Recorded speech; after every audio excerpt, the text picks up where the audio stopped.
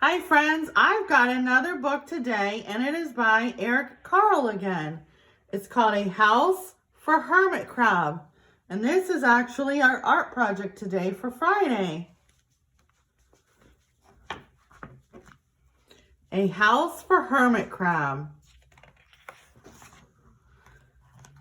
Time to move, said Hermit Crab one day in January.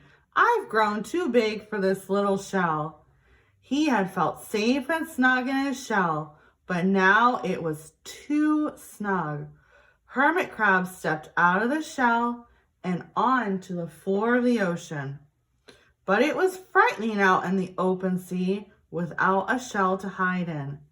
What if a big fish comes along and attacks me, he thought. I must find a new house soon.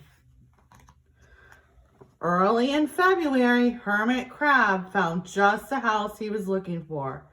It was a big shell and strong. He moved right in, wiggling and waggling about inside it to see how it felt. It felt just right. But it looked so plain, thought Hermit Crab. In March, Hermit Crab met some sea anemones. They swayed gently back and forth in the water. How beautiful you are, said Hermit Crab. Would one of you be willing to come and live on my house? It is so plain it needs you. I'll come, whispered a small sea anemone. Gently, Hermit Crab picked it up with his claw and put it on his shell. In April, Hermit Crab passed a flock of starfish moving slowly along the sea floor. How handsome you are, said Hermit Crab. Would one of you be willing to decorate my house? I would, signaled a little sea star. Carefully, Hermit Crab picked it up with his claw and put it on his house. In May, Hermit Crab discovered some coral. They were hard and didn't move. How pretty you are, said Hermit Crab. Would one of you be willing to help make my house more beautiful? I would, creaked a crusty coral. Gingerly, Hermit Crab picked it up with his claw and placed it on his shell. Gingerly is another word for carefully. In June, Hermit Crab came to a group of snails crawling over a rock on the ocean floor.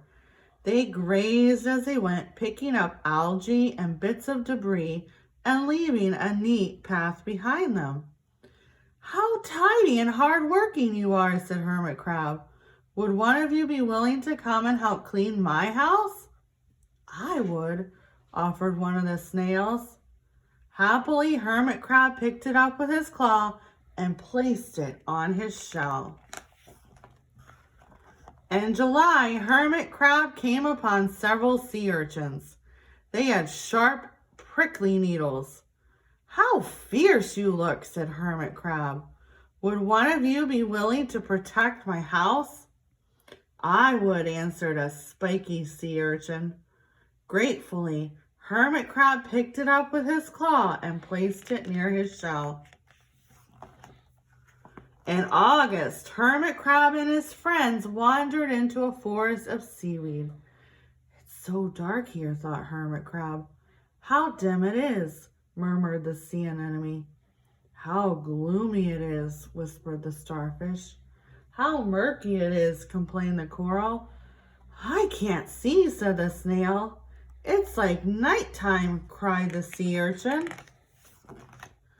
In September, Hermit Crab spotted a school of lanternfish darting through the dark water. How bright you are, said Hermit Crab. Would one of you be willing to light up our house? I would, replied one lanternfish, and it swam over near the shell. In October, Hermit Crab approached a pile of smooth pebbles. How sturdy you are, said Hermit Crab. Would you mind if I rearranged you? Not at all, answered the pebbles. Hermit Crab picked them up one by one with his claw and built a wall around his shell. Now my house is perfect, cheered Hermit Crab. But in November, Hermit Crab felt that his shell seemed a bit too small. Little by little over the year, Hermit Crab had grown. Soon he would have to find another bigger home. But he had come to love his friends, the sea anemone, the starfish, the coral, the sea urchin, the snail, the lanternfish, and even the smooth pebbles. They have been so good to me, thought Hermit Crab. They are like a family. How can I ever leave them? In December, a smaller hermit crab passed by. I have outgrown my shell, she said. Would you know of a place for me? I have outgrown my house too, said Hermit Crab. I must move on. You're welcome to live here, but you must promise to be good to my friends. I promise, said the little crab.